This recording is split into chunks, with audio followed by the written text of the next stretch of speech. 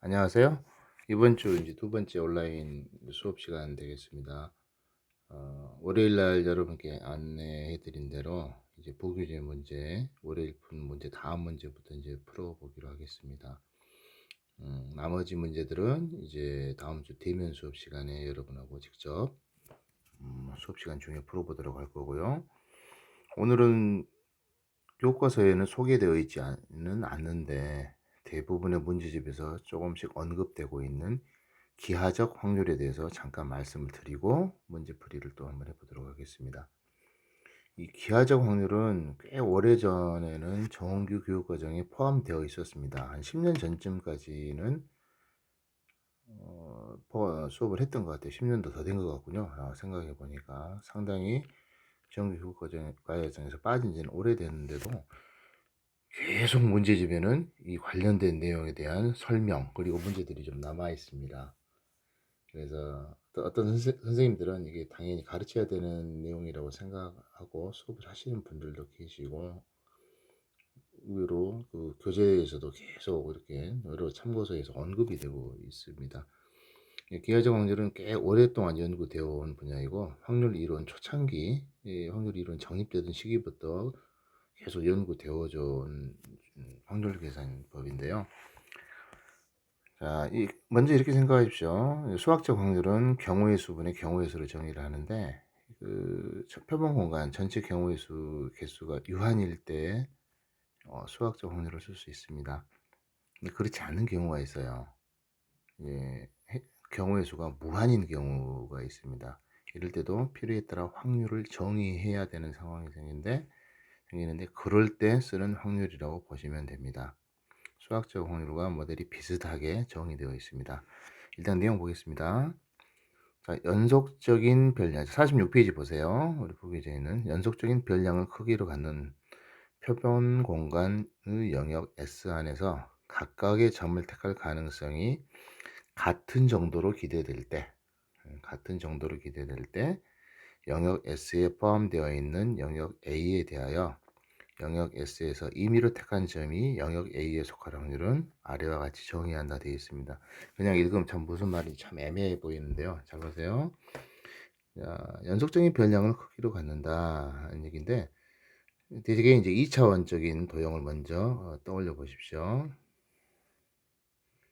자, 이러한 영역이 있습니다. 이게 이제 표본공간 역할을 할 거예요. 자, 그리고 이 영역 S 안에서 각각의 점을 택할 가능성이 같은 정도로 기대된다는 표현이 있습니다. 이 말 뜻은 점이 한 곳으로 이렇게 모여 있거나 그렇지 않고 균일하게 나타나 있다는 뜻입니다. 그런 뜻으로 이해를 해 주십시오. 원래는 균도가 균일하게 나타난다는 표현이 좀 더 좋은데, 그냥 각각의 점을 택할 가능성이 같은 정도로 기대된다라고 그냥 말을 하기도 합니다. 자, 그리고 이 영역 S에 포함되어 있는 영역 A입니다. 새로운 영역 A는 S 안에 포함되어 줘야 됩니다. 이런 영역이 A가 있다고 해볼게요. 자, 그럴 때 이 영역 S에서 임의로 랜덤하게 한 점을 고릅니다. 한 점을 골라요. 골랐을 때 그 점이 어디 안에 들어올 확률이죠? 영역 A 안에 들어올 확률입니다. 이게 한 점을 딱 골랐는데 A 안에 들어올 확률이죠. 그럴 때 이 한 점을 고를 때 A 안에 들어올 확률을 어떻게 정할 것이냐 하면은, 영역 S의 크기분의 영역 A의 크기로 정한다, 그렇게 되어 있습니다. 상식적으로 보면은 납득이 되는 내용이죠. 자, 편의상 그 사건을 A로 표현해주면, 편의상 전체 영역의 넓이분의 해당되는 A 영역의 넓이로 나타내주면 됩니다. 이렇게 약속한 확률을 우리가 기하적 확률이라고 해요.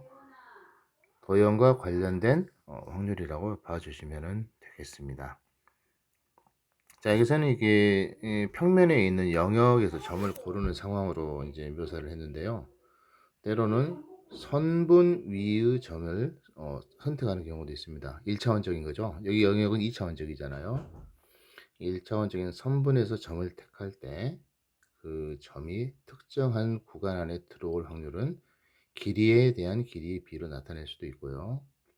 또 입체 3차원적인 입체에서 어떤 입체로 표현된 그런 영역에서 점을 고를 때 해당되는 입체로 표시된 영역 안에 들어온 점으로 또 그 영역 안에 점이 들어올 확률을 구한다면 부피분의 부피로 구할 수도 있습니다. 대부분 요즘 이제 문제집에서는 간단하게 이렇게 2차원적인 그런 확률 문제가 되게 주어집니다. 너무 이렇게 생각하지 마시고 상식적으로 생각한다면 이렇게 S 영역 안으로 화살을 쏠 때 그 화살이 A 관역에 맞을 확률을 계산한다면 당연히 어떻게 하겠어요?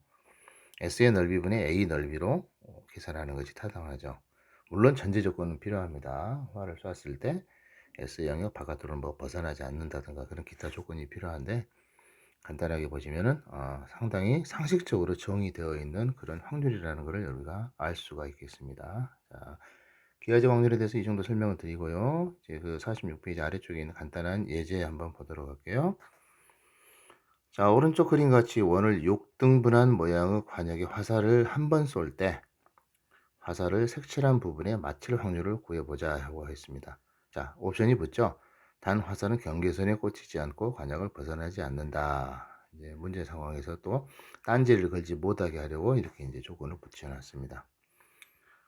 6등분된 한 칸의 넓이를 1이라고 주면 전체 관역의 넓이는 얼마가 됩니까? 전체 관역의 넓이는 6이 되죠.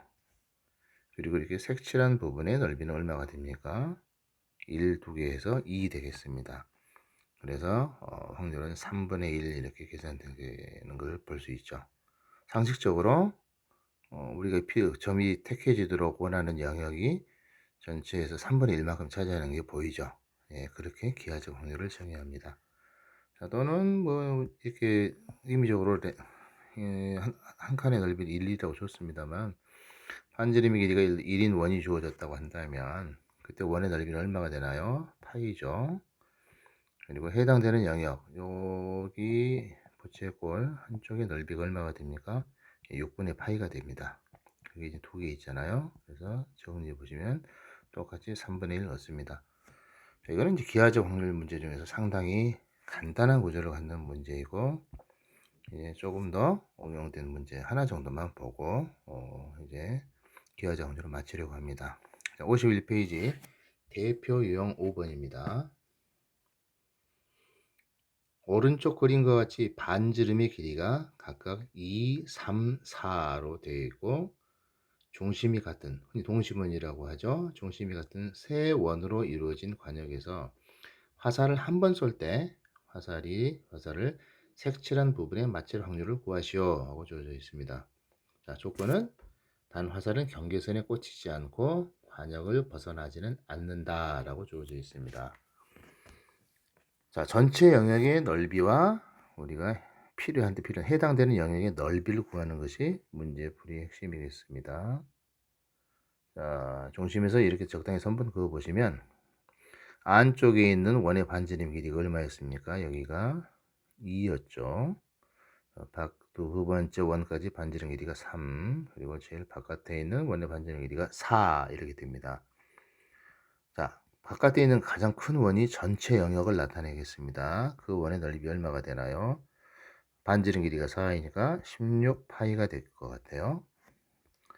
자, 저기서 어두운 부분, 색칠되어 있는 그 원의 넓이는 반지름 길이가 3인 원의 넓이에서 반지름 길이가 2인 원의 넓이를 빼주면 될 것 같습니다. 그렇죠? 반지름이 3인 원의 넓이는 9파이가 될 거고요. 제일 안쪽에 있는 원의 넓이는 4파이 이렇게 빠지면 될 것 같아요. 자, 이게 우리가 찾는 확률이라고 볼 수가 있겠습니다. 자, 파이 약분하고 정리해 보시면 얼마가 됩니까? 16분의 5 이렇게 나타내어지죠. 기하적 확률 문제는 여러분이 이제 상식선에서 이해할 수 있는 수준 문제만 필요하다면 살펴보시고요. 이제 여기보다 이제 좀 더 응용된 전형적인 문제 하나 보도록 할게요. 자, 51페이지 유제 11번 보겠습니다. 아주 옛날에 기하학적 확률을 자주 다룰 때 정말로 많이 소개되는 그런 예제입니다. 자, 문제 보세요. 오른쪽 그림과 같이 한 변의 길이가 1인 정사각형 ABCD의 내부에 임의로 한 점 P를 잡을 때 삼각형 PBC가 둔각 삼각형일 확률을 구하시오. 그렇게 되어 있습니다. 자, 오른쪽에 있는 그림처럼 P 위치가 저렇게 적당하게 되면 둔각 삼각형처럼 보이죠? 예.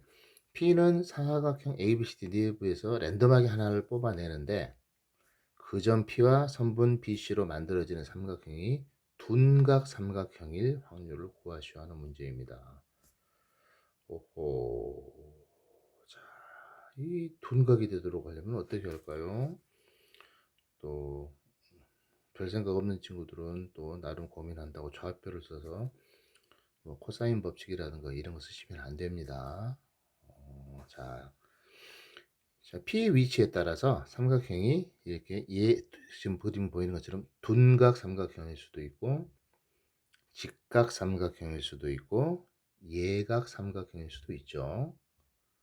자, 먼저 혹시라도 여러분 중학교 3학년 때 배웠던 뭐 원주각 같은 내용 혹시 기억나나요? 자, 이렇게 한 점 P를 골랐을 때 먼저 직각이 되는 상황 어떻게 됩니까?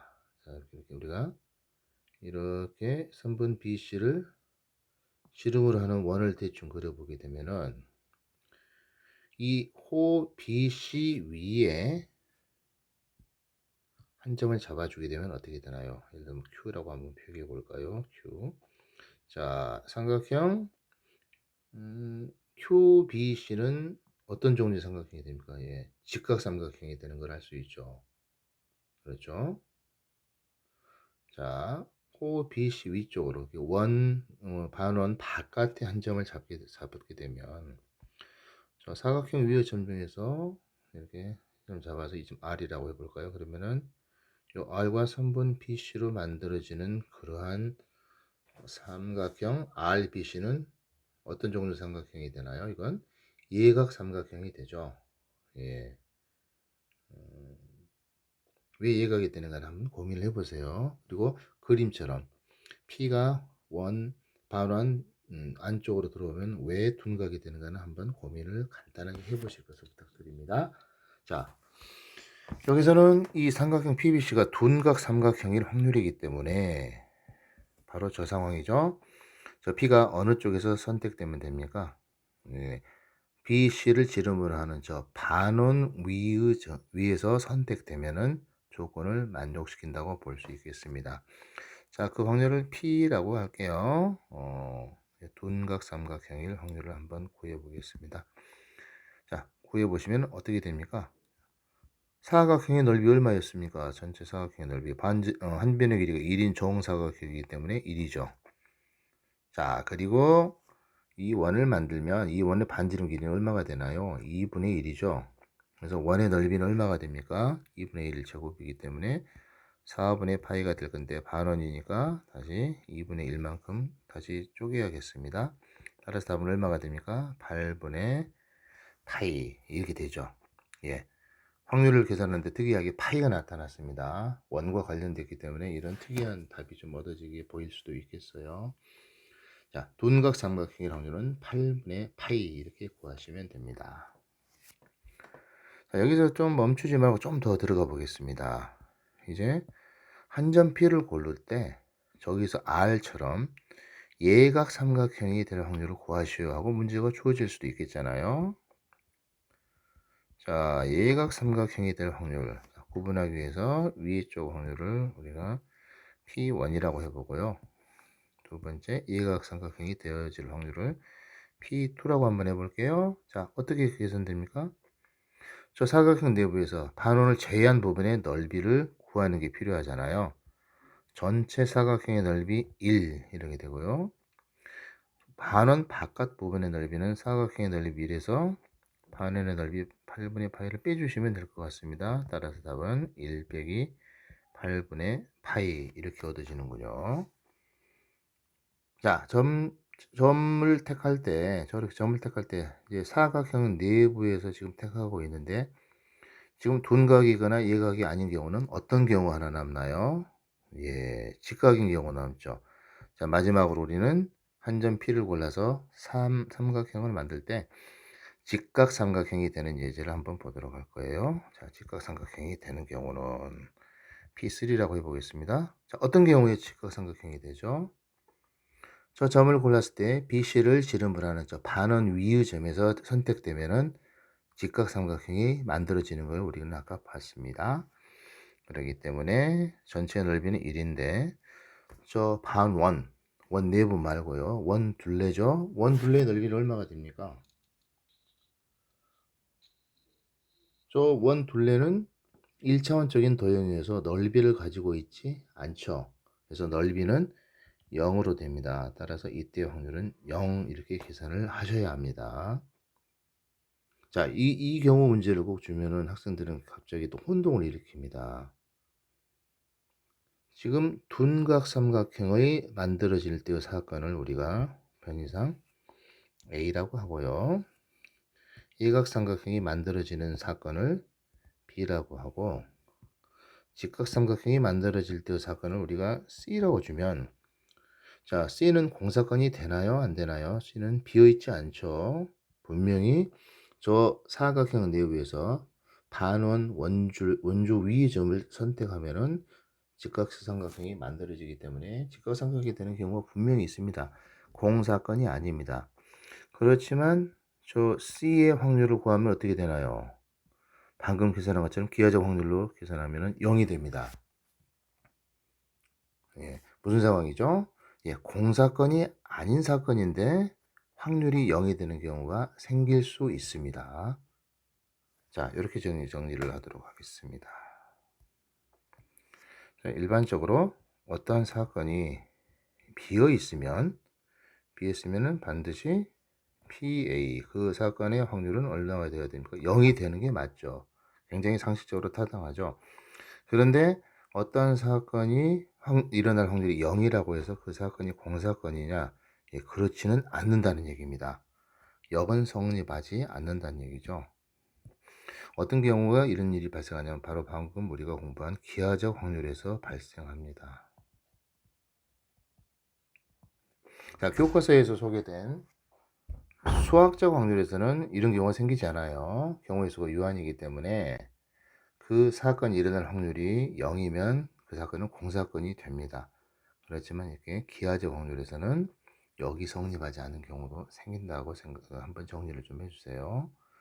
이것 때문에 좀 문제가 있어 보이는 확률처럼 보이기도 합니다. 이 기하적 확률 개념은 뭐 엄밀하진 않지만 뒤쪽에 우리 통계 공부할 때 살짝 다시 등장할 수도 있습니다. 자, 기하적 확률에 대한 이야기는 여기에서 이제 마치고 이제 나머지 문제들을 한번 이제 풀어보도록 하겠습니다. 이제 확률의 덧셈 정리를 하와 여사건에 대한 문제들을 조금 현재 풀어보도록 할게요. 자, 53페이지 보십시오. 53페이지에 유제 1번 볼게요. 덧셈 정리 쓰는 문제의 전형인데요. 서로 다른 두 개의 주사위를 동시에 던질 때 나온 눈의 수의 합이 8이거나 곱이 12일 확률을 구하시오 하고 주어져 있습니다. 네, 표본 공간 어떻게 되나요? 두 개의 주사위를 던졌으니까 표본 공간의 원소 개수 몇 개가 될까요? 각각의 주사위를 하나 던졌을 때 나오는 눈의 수 6을 곱해서 36가지가 될 것 같고요. 편의상 나온 두 눈의 수의 합이 8이 되는 사건을 A라고 하고 곱이 12인 사건을 B라고 줄게요.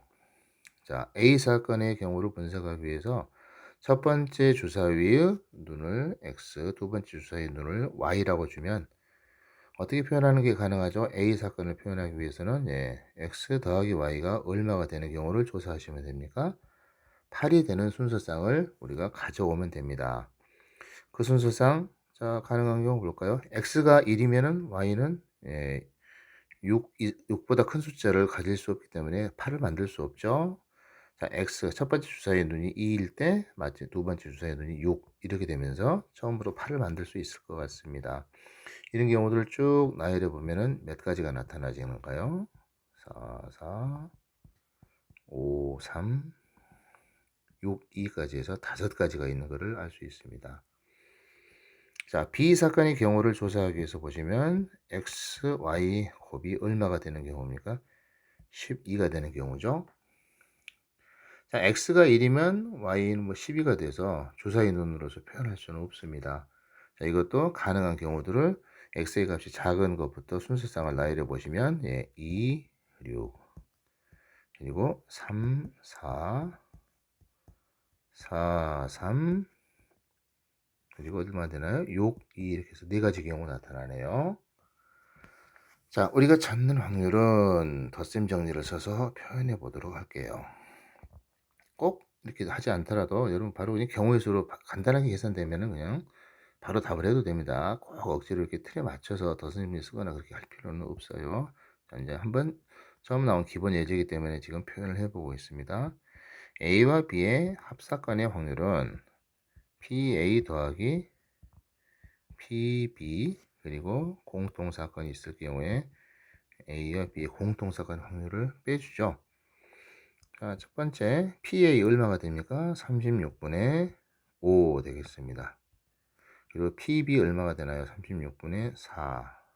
자, 그리고 자, A, B의 공통사건의 경우에 해당하는 경우는 어떤 경우입니까? 지금 들어있는 게 2, 6, 6이 두 가지가 보이네요. 두 가지가 있죠. 따라서 공통사건의 확률은 어떻게 표시됩니까? 빼기 36분의 어떻게 표현되죠? 2 이렇게 되겠죠. 계산해 보시니까 36분의 얼마가 됩니까? 7 이렇게 답을 구할 수 있겠습니다. 자, 굳이 꼭 확률로 표현하지 말고 경우의 수로 미리 계산해서 7가지밖에 없구나 하고 36분의 7로 써도 문제 풀이로서는 충분합니다. 자, 54페이지 있는 유제 2번을 보아주십시오. 문제 살펴봅니다. 동요 CD가 5장, 가요 CD가 7장, 클래식 CD가 8장이 꽂혀 있는 CD 장식장에서 임의로 2장의 CD를 동시에 꺼낼 때 모두 동요 CD가 나오거나 모두 클래식 CD가 나올 확률을 구하시오. 참 취향이 독특한 분이네요. 동요도 있고 가요도 있고 클래식도 있습니다. 아이들을 키우다 보니까 동요도 있고 본인의 취향 트로트인지 뭔지는 모르겠습니다. 가요도 있고 폼을 잡으려고 클래식 CD도 지금 가지고 있는 사람의 경우입니다. 자, 합쳐서 모두 몇 장인가요? 요 CD들이 모두 합하니까 20장이죠. 20장의 CD가 있습니다. 여기서 CD 두 장을 선택합니다. 이거 전체 경우의 수가 어떻게 되나요? 20C 2 이렇게 계산이 되죠. 미리 계산해 보시면 얼마인가요? 이거는 20 곱하기 19를 2 곱하기 1로 나누니까 190까지가 될 것 같습니다. 자, 어떻게 선택해야 될까요? 두 장을 골랐는데 모두 동요가 나오거나 모두 클래식 CD가 나오는 경우죠. 우리 교과서에 약간 비슷해 보이는 문제가 있었습니다. 그때 제가 이제 교과서 문제하고 이 앞전에 우리 부기적 문제 중에 풀 때 그냥 여사건으로 풀었던 문제하고 유사해 보이는데 그 문제에서는 예를 들어 이 문제 상황 같으면 동요 CD하고 클래식 CD만 있고 가요 CD가 없었어요. 두 부류만 있었습니다. 이런 경우라면 예를 들어 가요 CD가 없다면 동요 2장 또는 클래식 CD 2장 같으면 이 사건이 뭐가 됩니까? 동요 1장, CD 1장 이렇게 되지만 지금 동요와 클래식 CD 말고도 가요 CD라는 새로운 부류의 지금 그룹이 하나 또 있죠. 이런 경우에는 여사건으로 풀면 엄청 더 번거롭게 됩니다. 그래서 이 경우는 여러분이 그대로 원래 그 여사건을 사용하지 않고 푸는 것이 좋을 것 같습니다. 자, 편의상 모두 동요 CD가 나오는 사건을 A, 모두 클래식 CD가 나오는 사건을 B라고 해주면은 이건 뭐 A 또는 B인데 공통 사건이 있나요? 없죠. 예, 배반 사건이죠. 배반 사건의 확률을 계산할 때는 덧셈 정리해서 각각의 사건의 확률을 그냥 더하면 되는 거 알고 있죠? 자, A와 B의 공통 사건의 확률은 PA 더하기 뭐가 됩니까? PB로 계산이 마무리되어질 것 같습니다. PA. 자, 모두 동일 CD가 나오는 사건은 20C 2분의 뭐가 됩니까? 동일 CD 5장 중에서 2장 골라주시면 되고요. PB는 어떻게 되나요? 20장 중에서 2장을 골라낼 때 클래식 CD 8장 중에서 2장이 선택되는 경우를 계산하시면 될 것 같습니다. 자, 190분의 10 나올 거고요. 그 다음에 190분의 8C 얼마가 되나요? 28 나올 것 같은데요. 합하면 190분의 38이 답입니다. 약분을 해보면 어떻게까지 정리가 됩니까? 예, 5분의 1로 정리가 됩니다. 자, 우리 교과 보시면 될 것 같습니다. 자, 이제 몇 문제만 좀 더 다뤄볼게요. 자, 55페이지. 이제 55페이지 유제 4번 한번 풀어보도록 하겠습니다. 자, 1부터 15까지 자연수가 하나씩 적힌 카드 15장에서 임의로 2장의 카드를 동시에 뽑을 때 카드에 적힌 두 수의 곱이 짝수일 확률을 구하시오 되어 있습니다. 우리 교과서에서 비슷한 형태 문제가 있었던 걸로 기억되는데요. 자, 1부터 어디까지 숫자입니까? 1, 2, 3, 4. 뭐 번거롭지만 써볼까요? 6, 7, 8, 9, 10, 11, 12, 13, 14, 15까지 15개의 숫자 중입니다. 자, 홀수는 8개, 짝수는 7개 있네요. 자, 여기서 두 수를 골랐을 때 두 수의 곱이 짝수가 되는 경우는 어떻게 되나요? 두 수 중에 하나만 짝수여도 되죠. 적어도 하나만 짝수이면 됩니다. 문장에서 적어도라는 표현이 나오진 않았지만 적어도라는 말이 들어간 것과 똑같잖아요. 예, 두 장의 카드를 동시에 뽑을 때 숫자가 어떻게 되면 됩니까? 모두 짝수이고 짝수여버리면 짝수 만들어지죠. 또는 짝수고 하나가 홀수인 경우, 또 첫 번째 카드가 홀수이고 짝수인 경우, 이런 경우들은 다 곱해서 뭘 만들어주나요? 짝수를 만들어주니까 세 가지로 나눠서 이제 풀 수도 있겠습니다. 그렇지만 이런 문제 형태는 여사건으로 푸는 게 훨씬 효율적인 것 눈치채시겠죠? 자, 이렇게 해당되지 않는 경우는 어떤 경우입니까? 나머지 홀수와 홀수를 곱한 경우입니다. 이 경우는 어떤 숫자를 만듭니까? 홀수를 만들죠. 따라서 우리는 짝수일 확률을 계산하기 위해서 홀수인 사건을 계산해서 그것의 이사건의 확률을 사용하는 것이 효율적일 것 같아요. 자, 그러면은 먼저 15장의 카드에서 두 장의 카드를 고를 때 홀수는 몇 개의 숫자가 있습니까? 홀수가 지금 보면은 8개죠. 뭐 표시 하나만 하죠. 1, 3, 5, 7, 9, 11, 13, 15, 8개가 있습니다. 두 장의 카드가 모두 홀수가 되는 경우의 수니까 어떻게 되나요? 8C2가 분자에 와주면 되죠. 자, 계산하면 이것은 15분의 4 이렇게 됩니다. 우리가 찾는 확률은 저 사건의 여사건의 확률이에요. 그래서 1 빼기 15분의 4로 계산하시면 15분의 11 될 것 같네요. 자, 이제 오늘 이제 마지막 문제 보도록 하겠습니다. 55페이지 유제 5번입니다. 1부터 40까지의 자연수 중에서 임의로 한 개의 수를 택할 때 택한 수가 3의 배수도 아니고 어떻게 됩니까?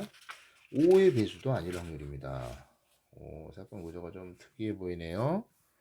자, 먼저 표본 공간 어떻게 구해집니까? NS는 1부터 40까지 숫자이기 때문에 40개의 원소로 구성되어 있을 것 같습니다.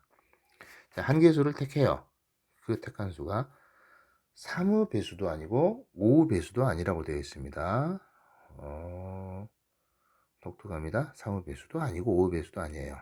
자, 편의상 택한 수가 3의 배수인 사건을 제가 A라고 한번 나타내 보고요. 5의 배수인 사건을 B라고 나타내 볼게요. 그런데 옵션이 어떻게 되어 있어요? 이건 3의 배수도 아니고 5의 배수도 아닙니다. 아니고니까 그리고로 AND로 연결되어 있네요. 자, 그러면 우리가 찾는 사건의 경우는 3의 배수가 아니라고 했으니까 어떻게 표현하는 게 가능해요? A의 요 사건으로 표현하는 게 가능하죠. 그리고 O의 배수가 아닌 사건도 B의 여사건으로 한번 나타내 봅니다. 자, 동시에 일어나는 거죠. 그리고로 연결되어 있으니까. 그래서 이 두 사건의 공통 사건입니다. 이 사건의 확률을 구하는 건데 구조가 복잡해 보이죠. 그리고 우리는 아직 공통 사건의 확률에 대해서 계산할 수 있는 곱셈 정리를 아직 공부를 하지는 않았습니다. 자, 근데 우리는 집합에서 우리 드 모르간 법칙 기억나나요? 이런 경우는 A, B의 합사건의 여사건으로 드 모르간 법칙을 이용해서 설명을 하는 게 가능하죠. 자, 1학년 때 배웠던 드 모르간의 법칙 기억나야 됩니다. 우리가 찾는 확률 A의 여사건과 B의 여사건의 공통 사건의 확률은 바로 A와 B의 합사건의 여사건의 확률이기 때문에 이래서 PA 유니온 B를 빼주시면 되겠습니다. 이제 A와 B 합사건의 확률을 한번 계산해 보도록 하죠. 자, PA와 B 합사건의 확률은 덧셈 정리해서 A의 확률과 B의 확률 그리고 A와 B의 공통 사건의 확률을 일셈해 주시면 될 것 같아요. PA 얼마입니까? 자, 40개의 숫자 중에서 3의 배수는 13개 있죠. 40분의 13. 그리고 5의 배수는 몇 개 나타나나요? 8개. 자, 마지막으로 3의 배수이고 5의 배수인 경우는 15의 배수이죠. 15의 배수 몇 개 나타납니까? 이 중에서 2개 나타나죠. 15하고 32개 나타납니다. 자, 정리해 보시면 얼마가 됩니까?